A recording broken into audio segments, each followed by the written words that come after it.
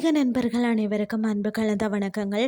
இன்றைக்கு நாங்கள் ஆன்மீகம் சம்பந்தமான பதிவில் பார்த்தீங்கன்னா விருத்தாசலம் பாலாம்பிகை அம்மனின் ஆன்மீக ரகசியங்களை தான் நாம் இன்றைக்கு பார்க்க போகிறோம்.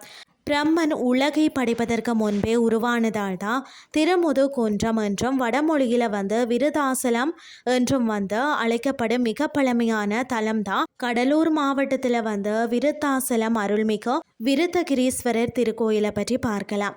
முதன்மையின் அடையாளமாக விளங்கும் இந்த திருத்தலத்தில் காண்போரை பரவசப்படுத்தும் ஒரு தெய்வீக முரண்பாடாக பேரழகோடு இளமையின் ஒளியாய் வீற்றிருக்கிறார் அருள்மிகு பாலாம்பிகை அம்மன். பார்த்தீங்கன்னு சொன்னால் இந்த தல நாயகியான அன்னை பாலாம்பிகையின் சந்நிதியில் மறைந்துள்ள ஆன்மீக ரகசியங்களையும் அவரது வழிபாட்டு மகிமைகளையும் தான் நாம் இன்றைக்கு பார்க்க போகிறோம்.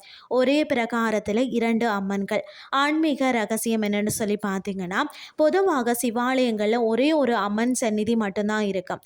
ஆனால் விருத்தாசலத்தில் மட்டுமே பெரிய நாயகி விருத்தாம்பிகை மற்றும் பாலாம்பிகை இளவஞ்சி அம்மன் என இரண்டு அம்மன்கள் தனித்தனி சந்நிதிகளில் எழுந்தருளி இருக்கிறார்கள். இதன் பின்னணியில் ஒரு தத்துவ ரகசியம் இருக்கிறதா. பிரபஞ்ச அழிவின் போது இந்த தலம் அழியாமல் அப்படியே இருந்ததா. மாபெரும் அதாவது ஊழி காலத்திற்கு பிறகு பிரம்மன் மீண்டும் உலகை படைக்க தொடங்கிய போதுதான் பழைய உலகை குறிக்கத்தான் மூதாட்டி வடிவில் விருந்தாம்பிகை அம்மனும், புதிய உலக படைப்பின் தொடக்கத்தை குறிக்கத்தான் இளமையின் வடிவில் பாலாம்பிகை அம்மனும் தோன்றினராம். மறைதலையும் விருந்தாம்பிகை மீண்டும் தோன்றுதலையும் பாலாம்பிகை உணர்த்தும் காலச்சக்கரத்தின் ரகசியமே இந்த இரு அம்மன் வடிவங்கள். பாலாம்பிகை அம்மன் சந்நிதிக்குள்ள நுழைந்தாலே ஒரு தனித்துவமான அமைதியும் தெய்வீக அதிர்வுகளும் நம்மளை தழுவுவதை உணர முடியும். அன்னை இங்கு 4 திருக்கரங்களுடன் நின்ற கோலத்தில் இன்முகத்தோடு காட்சி அளிக்கிறார். மேல் இரு கரங்களில் பாசம் மற்றது அங்குசத்தை ஏந்தி நம்முடைய கர்ம வினைகளையும் ஆணவத்தையும் அடக்குகிறார். கீழிரு கரங்களில் அபய வரத முத்திரைகளை தாங்கி என்னை நம்பி வந்தவருக்கு எதற்கும் பயமில்லை என்று நமக்கு அபயம் அளிக்கிறாரா.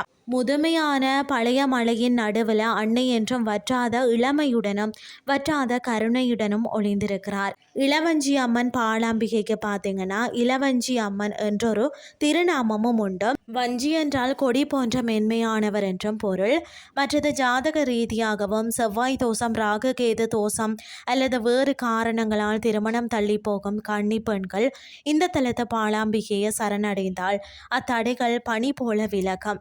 வெள்ளிக்கிழமை அல்லது செவ்வாய்க்கிழமைகளில் அன்னைக்கு செவ்வரளி மாலை சாற்றி நெய் தீபம் ஏற்றி மனமுருக பிரார்த்தித்தாலே அடுத்த சில மாதங்களிலேயே நல்ல வரன் அமைந்த மாங்கல்ய பாக்கியம் கூடி வருமாம்.